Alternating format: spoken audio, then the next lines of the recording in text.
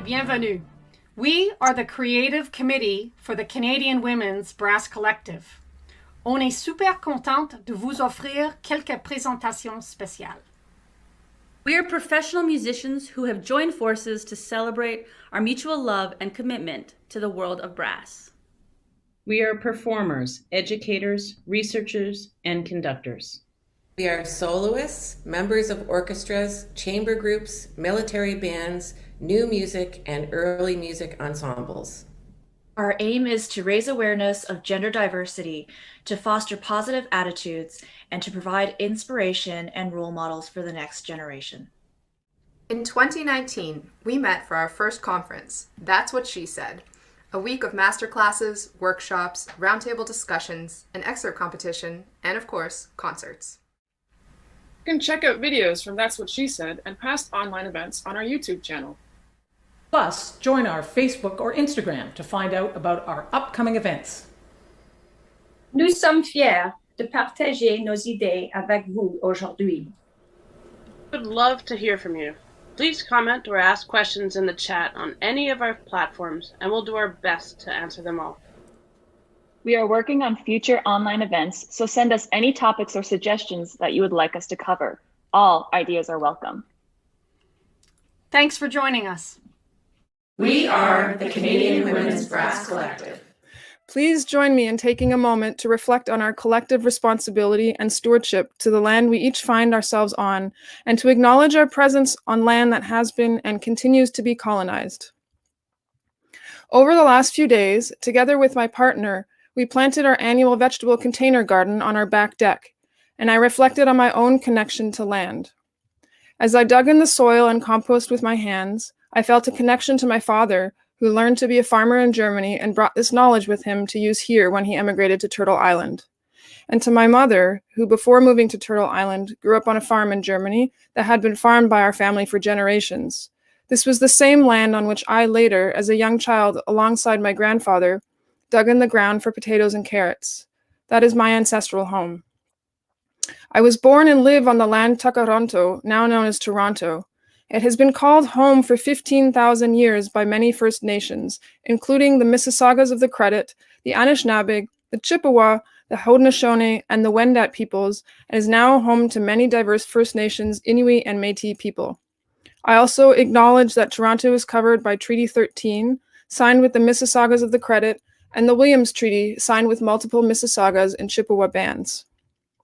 We are also presenting today from the traditional and ancestral lands of the Beothuk and Micmac in St. John's, Newfoundland, the Micmac in Moncton, New Brunswick, and the Algonquin Anishinaabe people in Ottawa. I stand on land that is in the territory of the Dish with One Spoon Covenant. This was a peace agreement between Indigenous nations before the Europeans arrived that bound them to share their territory and protect the land. It embodies our collective responsibility to the land and all who live on it, taking only what we need and use. May we move forward in the spirit of peace, friendship, and respect. Thank you.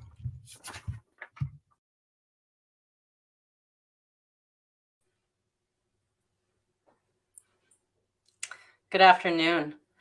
I am so excited about today's event, and I'm particularly excited today to welcome my good friend, Karen Bulmer. I first met Karen when I moved to Toronto about 18 years ago. And since then, she's moved out to the East Coast, where she's taken up the position of Professor of Low Brass and now Associate Dean of Teaching and Learning at the Memorial School of Music. Now, coincidentally, that's the same place that I began my journey on the tuba many, many years ago. So I kind of love that little connection that we have here. I've really enjoyed getting to know her better over the course of the last about 15, 17 years. And I've been really, really inspired by the work that Karen has done in the fields of mindfulness and how that relates to music. I can't wait to hear what she has in store for us today. Take it away, Karen. Thanks, Jen. I'm thrilled to be here. I think I have a bad internet day here in Newfoundland. I keep freezing, so we're just going to go with it. Like Jen said, my name is Karen Bulmer. I use the pronouns she and her. Can I, maybe Jen or Jesse could let me know, am I okay? You can still hear me even if I freeze? Yeah, you're freezing a bit, but your audio is just fine from where I am. So let's just, awesome. go. We're just going to go with it. So today I wanted to talk a little bit about self-compassion. Self-compassion is a practice that has been really, really important for me and really helpful for me over the past number of years. And it's something I've been talking to musicians about a lot over the past year. This has been a really difficult year for all the humans of planet Earth, but I think in many ways, particularly musicians. And so I just wanted to share some thoughts about what self-compassion is, what it isn't. I'd like to keep it fairly conversational. I do have a presentation that I'll share, but I'll be asking for input in the chat every now and then. So feel free to chime in, and we'll have questions at the end. I also just wanted to let you know that I do have a handout that has all of the information that I'm sharing today. So I'll have Jen or Jesse or someone put that up on the website. So that'll be available if you are interested in going any deeper. So it summarizes everything we're talking about today, but there's also a bunch of resources. So if you want to go deeper, you can. Yeah, so just to that point, a couple days after the event on the website, if you check today's event page on our website, CanadianWomen'sBrassCollective.com, all supplemental materials will be posted there. So I would be curious to know from anyone who is willing to share, how's it going? How have you been doing over this past year? Or have you been struggling at all with the pandemic as it relates to your just your life in general, or your musical life? I'm just sort of curious if anyone has sort of one or two words, if you want to type them into the chat. I'll wait just a moment, and if not, no big deal. I like the chat because it makes me feel like I'm not just speaking into the void.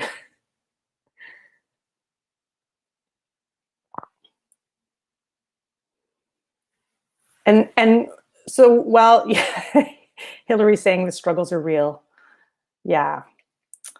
Many of us have struggled with motivation, keeping consistent routines, ups and downs, Charlotte's saying, yeah. Just sort of the logistics of living our lives, lack of purpose. Yeah, that's a huge one, Vanessa, thanks. And I'd be curious to know if anybody has experienced feeling sort of bad about themselves, or this sort of extra level of self-criticism or self-aggression because you're struggling, because it's hard to get motivated, because day-to-day life is difficult to live these days. Has anybody experienced that? I'm going to assume many of you have, because that's a really common experience. So I'm going to add my presentation to the stream. It worked. So we have we struggle in life. Life is full of challenges. This past year has been particularly full of challenges. Caitlin's saying definitely more critical now. Chris is saying yes. So wonderful to see so many familiar names popping up here. And this experience of being aggressive toward ourselves is really common as well. And I define self-aggression in a number of ways. It can look a number of different ways. So it can look like self-criticism. So that's pretty straightforward. It's just criticizing yourself when things aren't going according to plan. It can kind of look like this sort of suck it up buttercup mentality, where when we're struggling, we might tell ourselves, well, we're in a global pandemic, everyone's struggling, just suck it up buttercup. I don't know if that sounds familiar to anyone. Sort of a dismissiveness of our experience. And I would consider that to be a form of aggression. Sometimes we see self-aggression in the form of overwork, or not allowing ourselves time to rest, play. Here I mean play, not playing our instruments, but just sort of engaging in playful, casual activities, or connecting with others. And self-aggression can also come in the form of intolerance of mistakes and failure. And there are lots of other ways that self-aggression can show up, but these are some really common ones. And it's funny because we often have this intuition, and I think in many cases our culture reinforces for us that being aggressive toward ourselves is the way that we get better, that it's the way that we reach our goals, that we find the motivation to engage in the behaviors that that will move us where we want to go. And humans have a lot of intuitions about what will make us happy and successful, and a lot of them are wrong. And this is one of those. It's interesting that aggression toward the self, as I said, I think culturally, there's a lot of messaging that this is the way that we move toward our goals, that we become happy and successful. But also, it often works well enough, at least for a period of time, that it sort of lulls us into thinking this is the way that we should be throughout our entire lives. But my experience has been that this kind of self-aggression can have a little bit of a shelf life. And so it may work for a certain period of our lives, but we may get to a point in our lives where we feel really worn down by it. And it can also suck a lot of the joy and meaning out of what we do. Some other problems with self-aggression can lead to a fear of failure or making mistakes. So we all know intellectually that mistakes and failures are part of the learning process. They're part of engaging in a meaningful life. Part of moving towards our goals is failing to meet our goals or stumbling along the way. And when our default is to be aggressive with ourselves, whether that's through self-criticism or overwork, it makes it really hard to be willing to fail or willing to make a mistake when our default is going to be aggressive toward ourselves. It can lead to procrastination. So similarly, when we know from experience, I think most of us, that when we engage in something difficult, there's a pretty good chance we're going to make mistakes along the way. And if we know from our experience that we're probably going to be really hard on ourselves, if we make mistakes, then it's really hard to get started. It's inherently stressful. So just like someone being aggressive towards you, if you can think of an experience where someone was very critical of you, verbally critical of you, or aggressive toward you in any way, you might have experienced that your heart rate elevates, and that you actually you feel your stress response. And it's the same when we do it to ourselves. So there's an inherent stress response associated with self-aggression. And it can also make us feel isolated and disconnected from others. But there is a better way. Now we get to my title slide. Self-compassion. So I like to look at self-compassion as a counterintuitive way to work with stress, challenge, and lack of motivation. And I say counterintuitive because, like I mentioned a moment ago, often our intuition tells us that being really hard on ourselves is the way to move toward our goal. But self-compassion, I think, is a pretty great alternative. So let's talk about what self-compassion is. We'll first start with what compassion is. So compassion literally means to suffer together. People who study self-compassion talk about it as the recognition of another's distress, along with the desire to alleviate that distress. So those two components are important, the recognition of distress and the desire to help. So self-compassion can be considered the recognition of our own distress and the desire to alleviate that distress. Now, I like to think of it a little bit more colloquially, I guess you could say. I think about self-compassion as being a basic stance of support and friendliness towards yourself. And if you think about the way your sort of basic stance towards someone that you really care about, it's often this stance of support and friendliness. It doesn't mean you think that that person is perfect and that they never make mistakes, that there's nothing about them that sort of irritates you and you might wish would change. But you approach that person and you view that person with this basic attitude of friendliness, a basic attitude of support. And so self-compassion is extending that attitude towards ourselves. Now, the word self-compassion might sort of give you a little bit of a throwing up in your mouth sort of feeling. It's a little bit ooey gooey. So you could, you don't have to call it self-compassion. I have a few other alternatives, which I honestly think are probably not much better in the ooey gooey department. You could call it inner compassion or inner kindness. You could think of it as being your own best friend. You could think about it as having your own back. So it doesn't really matter what term you use, what you call it. It's just this basic attitude of friendliness to ourselves. I am keeping my eye on the chat. I'll just let you know. So if anybody has questions or comments as we go, I'm kind of keeping my eye on. And I think Jen is too. And so she will help me out. Jen's giving me the nod in the backstage area. So self-compassion, I have been really inspired by the work of Dr. Kristin Neff. Kristin Neff is an associate professor of educational psychology at the University of Texas at Austin. And she is a real pioneer in doing experimental research on self-compassion. So this is a really important point. The stuff that I'm talking about today is not my opinion.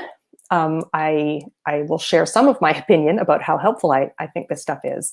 But this has been really, really, really robustly studied. And it's been studied as opposed to, self-criticism, as opposed to self-esteem interventions. If you go to her website there, selfcompassion.org, you can actually search all the research that's been done on self-compassion. It's not just Kristin Neff's research, it's all the research. And you can search by topic. So you can search self-compassion and motivation and self-compassion and learning. And you can sort of see what kind of work has been done on self-compassion in a whole bunch of different domains. So this isn't, I'm not just making this up. This has really been studied very robustly. So Kristin Neff talks about self-compassion as having 3 different components. And those are mindfulness, shared humanity, and kindness.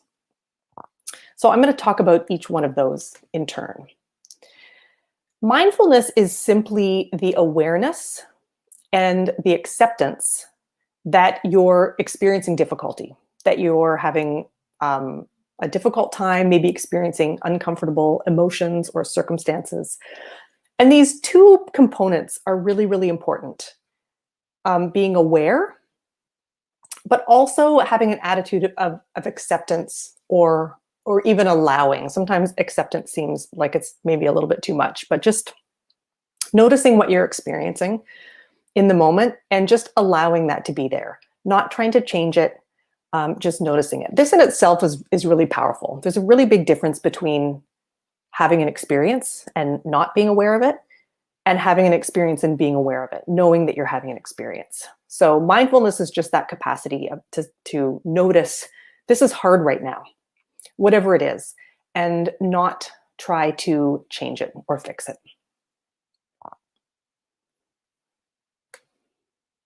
Shared humanity is next. So shared humanity is remembering that everybody experiences difficulty and struggle, and that everyone messes up and experiences disappointment from time to time. And if you don't believe me, I would recommend canvassing your friends, because I suspect you will find that all of them have had difficulties. And if you just think about your friends, people you know, even people that maybe you really admire, consider what they've shared with you about their own lives and struggles. And you will often find that people that you admire most, one of the reasons that you admire them is because of how they've dealt with struggle, not because they've never experienced any struggle. Nobody gets out of this without experiencing struggle.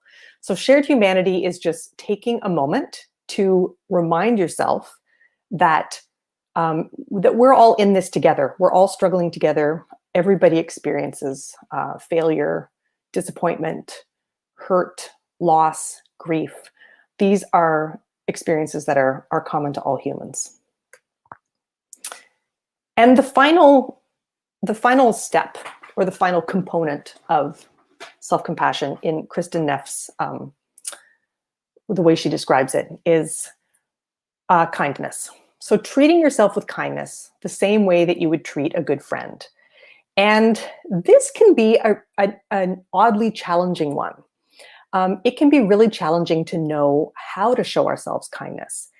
In the sort of self-compassion, mindfulness world, often what's recommended is to, physically give yourself a hug or place a hand on your heart and actually say to yourself, "It's okay, sweetheart," to sort of say the words to yourself that you might say to a child or someone you really care about. That might not resonate with you. It doesn't particularly resonate with me. What you might consider doing in thinking about how to show yourself kindness is think about times when you have felt really supported and understood and cared for by another person.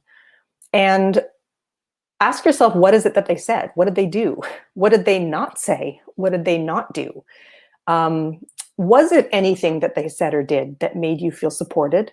Maybe it was just their presence, just the quality of attention that they offered you. And then that gives you a clue about what you find supportive, and you can offer it to yourself. I know in my own experience, it's much less about saying something to myself and more about just sort of cultivating an inner attitude of support. If I do say something to myself, it'll often be along the lines of, let's not make this worse. So I notice that I'm struggling. I do the mindfulness component. I remind myself that everyone feels this way from time to time. And then I say, okay, this is hard as it is. Let's not add to it by beating ourselves up. I'm just going to pause really briefly, having described what self-compassion is, and just take a moment to see if there's any questions. If anyone has any questions that they want to write in the chat. Again, we'll have questions at the end, but it can be nice to have a little moment. Thank you for hanging in with my crazy, I don't know what's going on with my camera today. It keeps going on and off. So I'm a little freezy today, I'm aware. So thanks for hanging in. Okay, I don't see any questions, but we'll keep our eyes on it in case there are some towards the end. Let's talk about what self-compassion isn't. So that's what self-compassion is. Let's talk about what self-compassion is not. So self-compassion is not self-pity. It's not sort of blowing whatever's going on in your life into a big giant thing. Not to make it sound like, sometimes big giant bad things are going on in our lives. Self-compassion is not just for those times. Self-compassion is for those times. It's for all times when you're experiencing discomfort. So, but it's not this sort of, oh, woe is me mentality. I have it harder than everybody else mentality. It's not adding drama into the situation. It's just noticing the situation that you're in and how you're feeling about it. Self-compassion is not positive thinking, or it's not necessarily about feeling better in the moment. So a lot of times when we talk about self-compassion, so if it's a self-criticism thing, so you notice maybe you didn't play as well as you'd hoped to play in an audition or in a concert, and you notice that some criticism is starting to arise. Self-compassion isn't telling yourself, oh, it wasn't that bad. You're an awesome player. You don't need to worry about that. It's not about sort of cultivating the opposite perspective. It's really just about just being with whatever is happening in the moment. And the result of this is that it doesn't always make you feel dramatically better in a moment when you're suffering. Just like a good friend, when you're struggling and you share your struggles with a friend or a loved one, that the problem doesn't necessarily go away when you share it and when they support you. It's more about noticing what's going on and then cultivating a sense of support for yourself, not about making the problem go away or convincing yourself that things aren't really that bad. That is not self-compassion. So related is self-compassion isn't self-esteem or a positive self-evaluation. So again, if you notice that you tend to tear yourself down when things go wrong, it's not about building yourself up or looking for evidence that you are awesome. Not that there can definitely be value in those sorts of things, but that's just not what self-compassion is. Self-compassion isn't an evaluation of the self at all.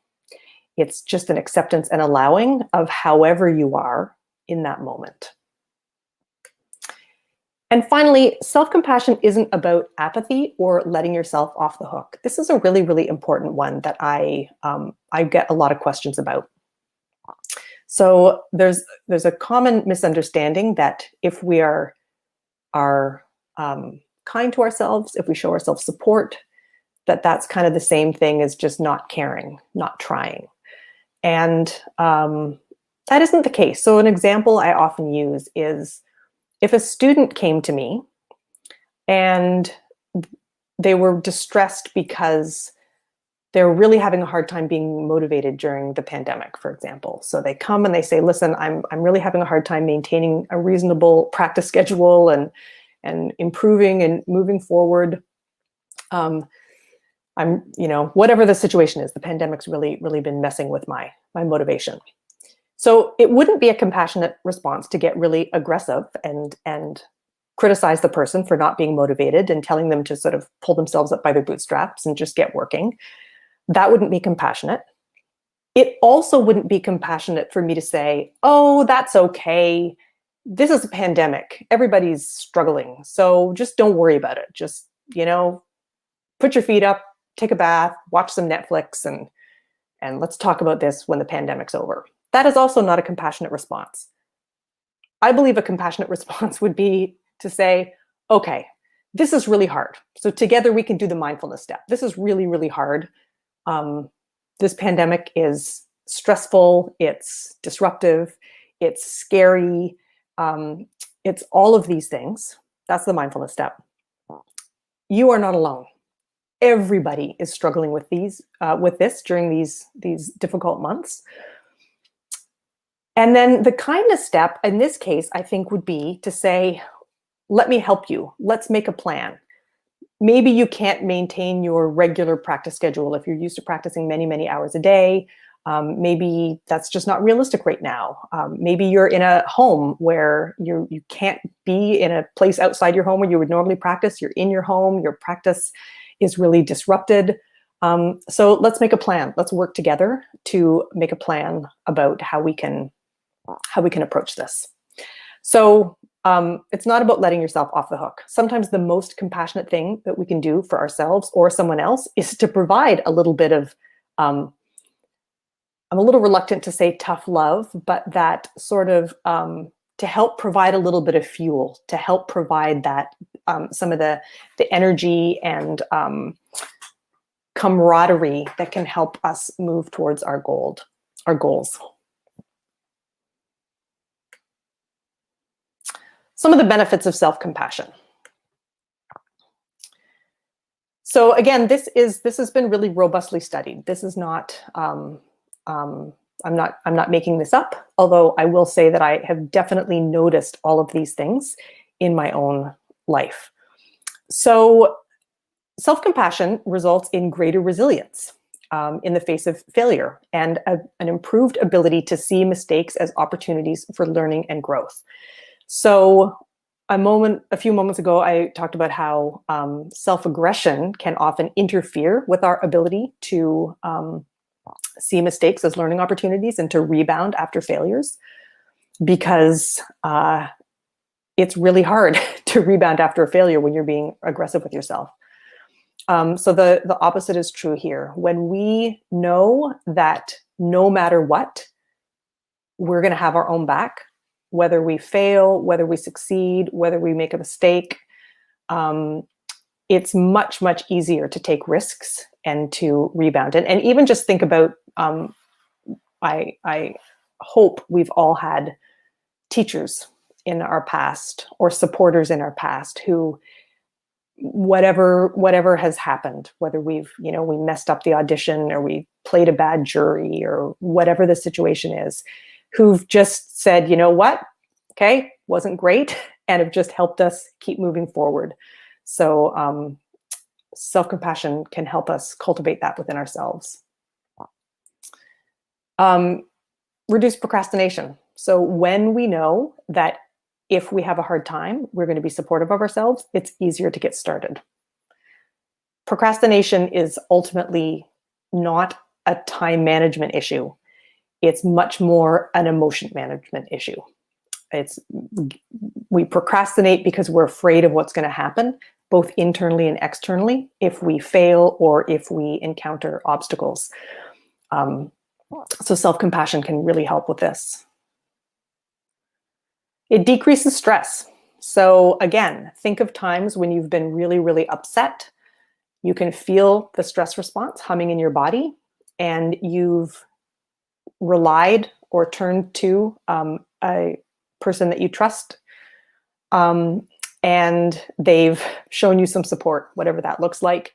And you can feel, even though the stress related to the problem or the distress related to whatever's upsetting you doesn't necessarily go away, that kind of additional stress that we can often feel when we feel alone or overwhelmed, it goes down when we share it and when we feel supported by someone else. And the same is true when we feel supported by ourselves. And it tends to lead to more compassion for others. So when we can turn towards our own distress and show ourselves support, I think particularly that second step, shared humanity, is really helpful here, because when we're constantly reflecting on how everybody struggles from time to time, we start to see the world more through that lens. We start to see people's behavior more through the lens that they may be just struggling. And this increases our compassion. Okay, I'm in. How do I get it? I just want to note here that I did not plan how color coordinated this slide was with the background. That is just, that was just a lucky accident.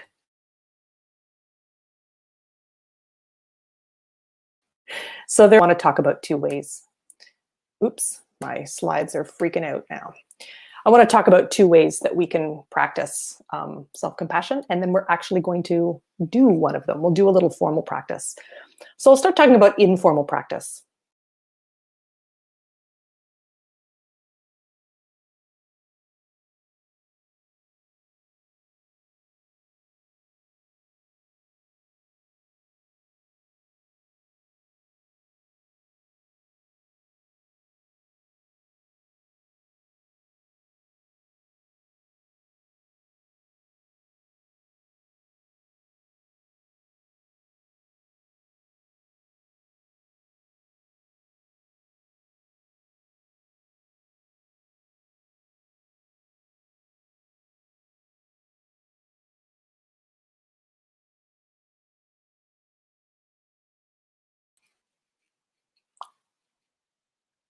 I'm back. I don't know. We have bad internet days sometimes. I'm just getting my screen share going, so I'm going to chat while I do that.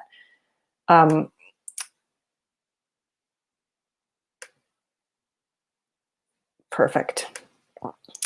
We have bad internet days sometimes here. I live just outside St. John's in Newfoundland when the weather's bad, and today it is warm and sunny, so I'm not sure why the internet is not cooperating. But there it goes. Hopefully we won't lose it again. Okay, so formal and informal practice. Informal practice is one of my favorite ways to practice. I really, over the past number of years, have cultivated a habit of when I'm when something's hard. So this might be that I have screwed up. One of the big things since I've been, as Jen mentioned, the associate dean at the Munn School of Music, just for the past year, just since September. And so I've had to chair a lot of meetings. And sometimes Karen's saying, glad you're back. I'm glad you're back. I'm back too. I've had to chair a lot of meetings and things like that. And occasionally I have said something stupid in a meeting. And so then I will get into this whole spiral of like, oh, I shouldn't have said that. Like many of you, I've really experienced some feelings about living through a pandemic. So there's been anxiety, there's been anger, there've just been a lot of feelings about that. And then there's also just day-to-day challenges. You know, we encounter interpersonal challenges where we have to have an interaction with someone that's maybe challenging, or we encounter a challenge in the practice room where we're struggling with you know, a certain passage or a certain piece of repertoire. And so it's we don't only need to apply self-compassion when we're experiencing self-criticism. Anytime things are hard, you can cultivate the habit to just pause for a moment and say, this is hard. You could say, this sucks. You know, you frame it in whatever way is resonant for you, but just taking that moment to be like, okay, this kind of blows right now. Remind yourself that everybody experiences difficulty from time to time. And then take that step of showing yourself kindness, whether that's more of just sort of shifting your attitude towards yourself so it's a little bit more supportive. It could be doing something for yourself that feels really nourishing. So for me, I often will just go take a walk outside. I'm really, really lucky. I live just down the road from the ocean, from a beautiful beach. So I can walk out and see the ocean. And I find that really nourishing. Maybe it's that I need help. Sometimes showing ourselves kindness is about reaching out for help when we need it. So you can just sort of do this in the course of your everyday life and make it a habit. And sometimes you have to lather, rinse, repeat. So sometimes I find I have to sort of like cycle through those 3 steps a few times. But if you start practicing this in your life, it really can become your default response to difficulty. Like I said before, it doesn't necessarily mean it's going to make things better, that it's going to immediately remove the source of your distress in that moment. But it can really help you change the relationship with whatever you're finding distressing. So that is informal practice. Highly recommend just getting into the habit of doing those 3 steps whenever you're experiencing difficulty. If you want to practice more formally, this is almost like a sort of meditation or a guided reflection. And I use a 5-step process. I'm going to say what the 5 steps are just to sort of orient you, and then we'll actually do a little practice, and then we'll have a few minutes left for questions. So the 5 steps are to think of a time when you were experiencing distress or discomfort. So there might be something very present for you. You don't actually need to use your imagination. You might have something that's just immediate for you that is distressing. But if you're feeling sort of okay in this moment, you can think of a time when you were feeling distressed. And then just take a moment to notice what that feels like in your body. When you're feeling distressed, what does that distress feel like in your body? Does it show up in a particular place in your body? Does it have a particular feeling like clenching, or a temperature like heat? Is there a sense of pressure? Just, you don't need to get into a big analysis, but just sort of touching into how does this distress show up in your body? This already can help the mind, that sort of monkey mind, the racing, looping thoughts. I don't know if anybody else is afflicted with the racing thoughts, but I definitely am. So just anchoring the attention in the body can help with that. And then we'll do the 3 steps. So you just notice what it is, acknowledging what it is that you're experiencing without trying to change it. Deliberately reminding yourself that everybody experiences difficulty from time to time. Everybody makes mistakes. Everybody screws up. Everybody experiences loss, whatever it is. And then having the intention to show yourself kindness. So whatever that would mean to you, that is the final step. So let's do a little bit of practice. I'm going to stop sharing, and maybe there will be a miracle. And no, there's not a miracle. I thought there might be a miracle and suddenly I would stop freezing, but there's not. So I will tell you in real time, doing a little bit of self-compassion because it's sort of disappointing. It's freezing. And it freezes on really unflattering facial expression. So I'm doing a little real-time self-compassion as we go. But let's practice a little bit before we are through. So just find a comfortable position. So you could be sitting, you could be lying down, you could even be walking. You don't necessarily have to be stationary. And if there's a shift that you could make that would make you even 5% more comfortable, just go ahead and do that. So the actual position doesn't really matter, but a feeling of ease and comfort is helpful. And just take a moment to feel the contact between your body and whatever it is you're sitting or lying on.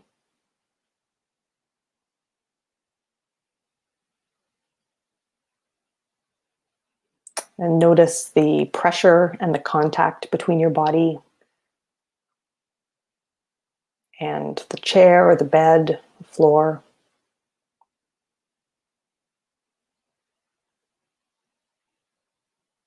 You can have your eyes closed if that's comfortable for you. You can also have your eyes open. If your eyes are open, let your gaze be soft. So your peripheral vision is really engaged.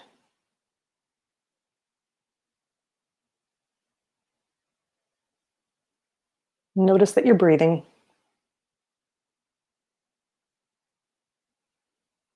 And that your body knows how to breathe.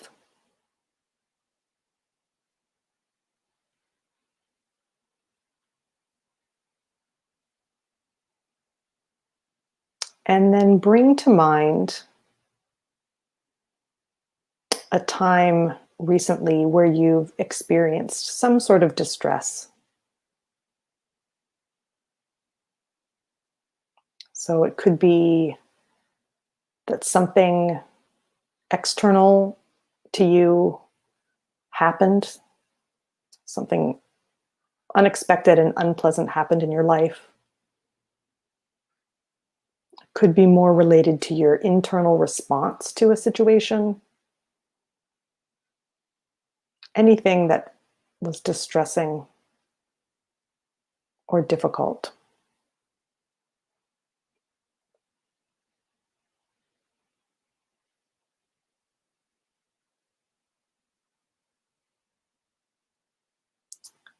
And notice where that distress shows up in your body.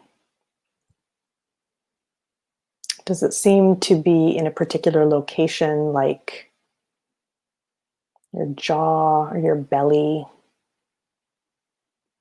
your forehead? Or is there more of a full body sense of tension or even kind of deflation? Just notice what it feels like for you in your body.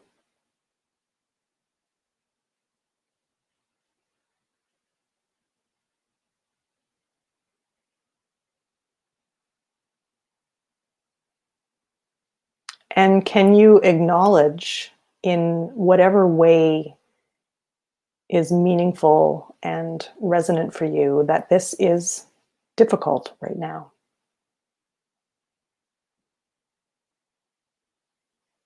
It might be saying to yourself, this is a moment of suffering.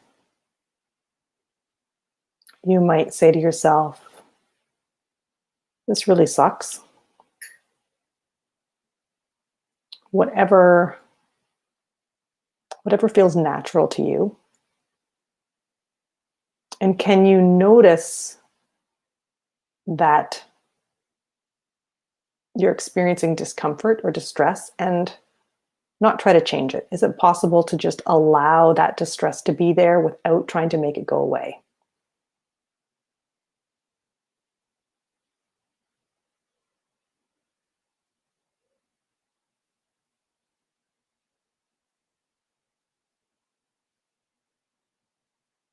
And then remind yourself that everybody experiences what you're experiencing from time to time.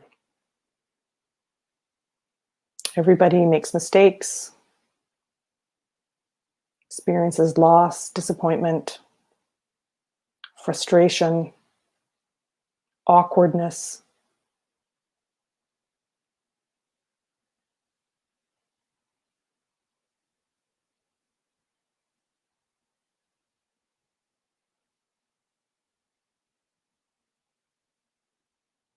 And then can you have the intention to be kind for yourself, kind to yourself?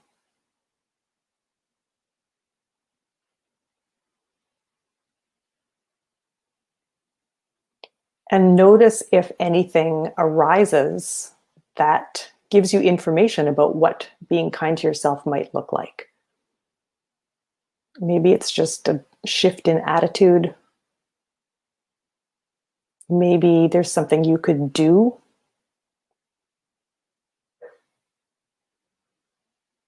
Either for yourself or just do. That would seem kind, maybe reaching out to a friend or a loved one for support.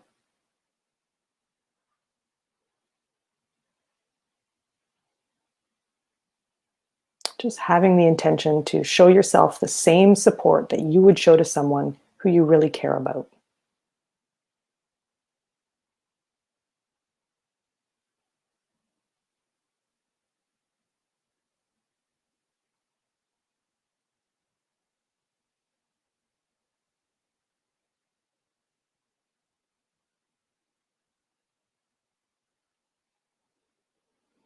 And then you can deepen your breath.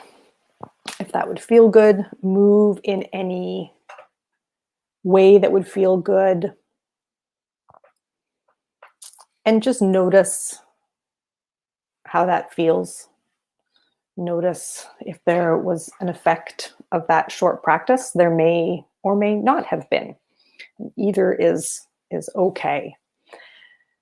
But that is a way that you could practice self-compassion in a more formal way. Set aside a few moments in the day to really focus your energies on that practice. That can be really helpful for also reinforcing some of the more informal practices. Lots of meditation apps have guided self-compassion meditations, so those can be really helpful too. That is really all I wanted to say. So I don't know if Jen's going to come back. There she is. Hi.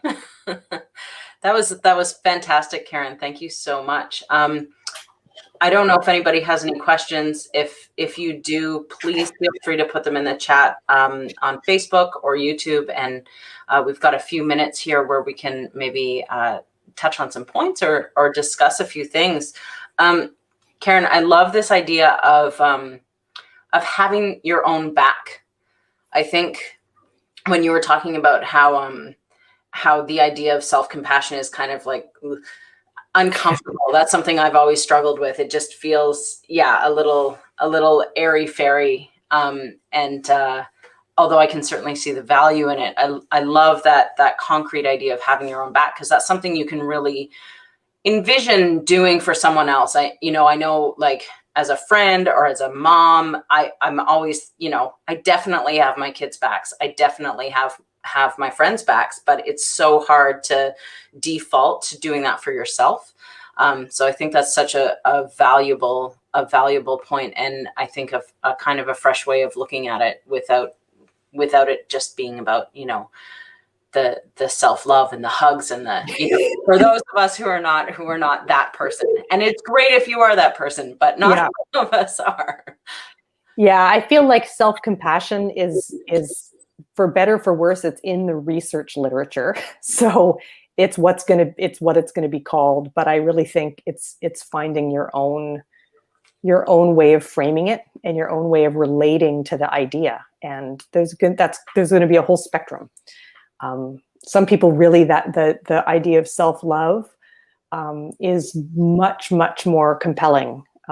For me, it's just a little bit more of that attitude of support and friendliness is more resonant, but yeah, it's whatever works. Yeah. And I think we all come at everything from, you know, our own upbringings and our own backgrounds and whatever we're comfortable with. So the more perspectives we have on how we can actually address things in a concrete way, the better we're going to be able to put things into a concrete practice and a helpful practice for us. Yeah, for sure. And you know, despite all of the internet issues, I think it was actually really compelling for us to see you putting this all into practice in real time while you're struggling with your internet connection and stuff. So that was actually perhaps I don't know, well fated. I know we should have called it self-compassion in action, but I didn't. I spend hours and hours every day on these sorts of platforms. So this is surprising, but these things happen. I see we have a question from Karen Donnelly. Do you have any advice who are instantly confronted with something or someone difficult? I'm not sure I understand the question. You mean something to reframe, to reframe the difficult experience, or? Okay. I'm guessing maybe what Karen's getting at is something like when we're in the moment, it catches us by surprise. How do we, is there something, I think she said a catchword or something, reframe it to kind of do that shift in real time when that's, when time is of the essence? Yeah, it sounds like in an argument or heated discussion. Yeah. I mean, I think as counterintuitive as it sounds, I find that even in a moment where there's something does catch you by surprise, you're in a heated moment, a difficult interaction with someone, is taking that moment to do those 3 steps, like, oh, wow, I notice I'm getting, like, that really offended me, or this is really awkward, or this is really painful, or whatever the interaction is. So actually applying those 3 steps, often I won't spend as long on that second step in the heat of the moment.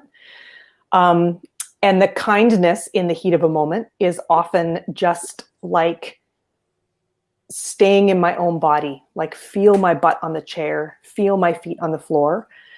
So I mean, I can only speak from myself, and the way I deal with this is that I find even in the heat of the moment, I find it, rather than trying to reframe it, but trying to really like notice what it is and the effect it's having on me, and not letting it escalate, not letting it spiral. So showing myself that support and kindness, it gives me a little bit of wiggle room so that I have more options for how I respond in that situation. I'm not sort of shut down into these blinders of like, wow, interaction is not going the way that I planned. So yeah, I would be curious if other people have sort of a catchword or something to sort of reframe a difficult situation. Because that might be really helpful. But I definitely find actually resisting reframing it and just noticing the impact it's having on you, and then having that attitude of having your back can be incredibly helpful, even when time is of the essence. I don't know if that helps, Karen, but those are a few thoughts.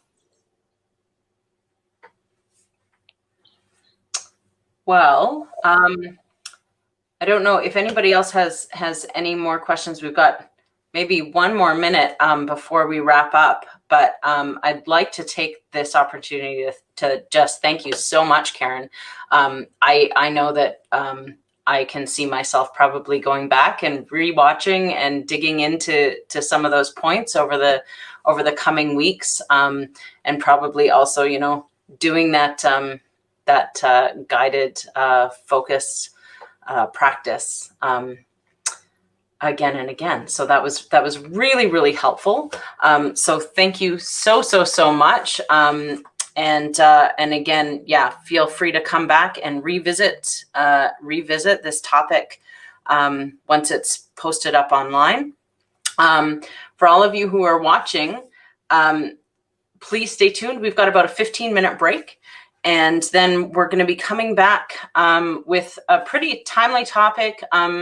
Summer months are coming up. We're all finding ourselves in very different positions. I know some students are, you know, wondering how to structure their time over the course of the summer. Professionals are in between seasons. We have kind of just a different time structure about to come upon us. So we're going to be looking ahead to exploring some strategies and some ideas for making the most out of whatever situation you may be finding yourself in, which is definitely compounded by the pandemic. So I hope that you can join us back here at 2:15. And thank you again so much, Karen. Thanks, everyone. Thanks, Jen. Okay. Bye.